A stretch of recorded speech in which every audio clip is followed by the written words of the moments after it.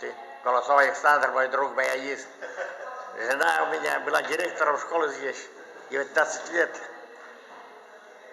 И заучим 10 с лишним. И она показывает, у них встреча, которые окончили педучилище в 1965 году.